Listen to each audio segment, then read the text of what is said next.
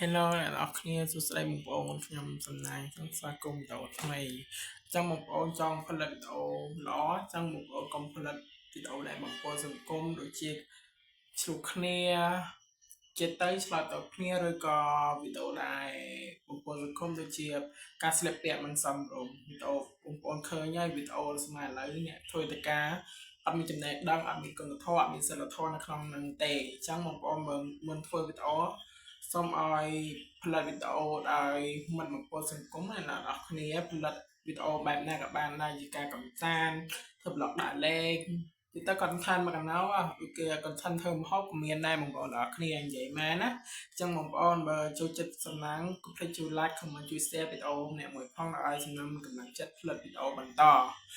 ចឹងបងប្អូនចូល sponsor បងប្អូនអាច comment វីដេអូខាងក្រោមគឺឆាតចូល page Facebook ប្រសំណាងឬ Facebook page ប្រសំណាងខ្មែរហ្នឹងណាហើយ account TikTok ឈ្មោះប្រសំណាងបងប្អូនចឹងបងប្អូនផលិតវីដេអូបែបណាក្តារកុំផលិតបុគ្គលសង្គមជាទៅបងប្អូនគេចូលចិត្តមើលឯងវីដេអូដែលសន្និបាយអីចឹងបងប្អូនយកវីដេអូណាដែលប្លែកៗឬវីដេអូបែបណាក៏បានដែរហើយទៅផលិតមាតិកាអ្វីដែលឲ្យមានប្រយោជន៍សម្រាប់ផ្សាយទៅដល់ទស្សនិកជនទាំងអស់ស្រមិនថាក្រៅប្រទេសទេឬក៏បងប្អូននៅតាមខេត្តនានាចឹងហើយសំណាងជាអ្នកផលិតវីដេអូដែលជាតែខ្ញុំអ្នកផលិតមាតិកាអញ្ចឹងអ្នកនរគ្នាយើងផលិតវីដេអូដែលមិនបំពុលសង្គមហើយផ្ញើទៅដល់ទស្សនិកជនទាំងអស់អរគុណសម្រាប់ការគ្រប់គ្រង TikTok 4075k 5k ហ្នឹង5000ហ្នឹងឯងហើយអ្នកទស្សនាមើលគឺរហូតដល់ 1M វ៉ាវអ្នកនរខ្ញុំតែទទួលបាន 1M ឯងនិយាយទៅអ្នកមើលតាមខ្ញុំត្រឹម 10k 20k នឹងអស់ហើយតែឥឡូវឡើងដល់ 1 លានអ្នកអញ្ចឹងវាពាក់កណ្ដាលប្រទេសហើយអ្នកនរខ្ញុំរំភើបខ្ញុំចង់និយាយវីដេអូនឹងបញ្ចេញហ្មងអស់កម្លាំងចិត្តគឺដោយសារបងប្អូនហ្នឹងហើយដែលការទស្សនាមើលបន្តអញ្ចឹងណាហើយវីដេអូសំណាងគឺវីដេអូដែលមិនពោសង្គមហើយមានអ្នកខ្លះយករូបសំណាងទៅផុស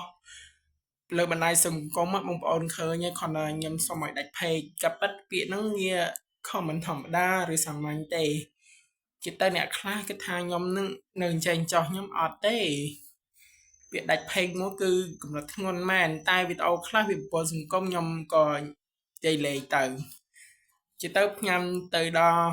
អ្នកប្រុសដែលយករូបខ្ញុំយកទៅផុសសាធារណៈហើយខ្ញុំនិយាយក៏សាធារណជនបានលើដែរហើយវីដេអូខ្ញុំអត់មានពលគុំដើរទៅគេទេតែវីដេអូអ្នកខ្លះគេដើរបំពុលសង្គមហ្មងអ្នកនរគ្នានិយាយមែននិយាយពីចិត្តចេញពីបេះដូងហ្មងគេតាំងមេតិកាមកកណោក៏យកមកធ្វើទេហើយយកមេតិកាដែរអត់មានសិលធម៌អត់មានគុណធម៌នៅក្នុងហ្នឹងនិយាយទៅអត់មានចំណេះដឹងមុនធ្វើវីដេអូប្រើចំណេះដឹងបងប្អូនហើយអ្នករៀនផលិតវីដេអូហ្នឹងខាង media ហ្នឹងហើយផលិតវីដេអូដែលគឺផលិតដោយមានសិលធម៌គុណធម៌ហើយនឹងភាពស្មោះត្រង់បងប្អូនគឺភាពស្មោះត្រង់គឺសំខាន់មែនតើអ្នកនរគ្នានិយាយមែនណា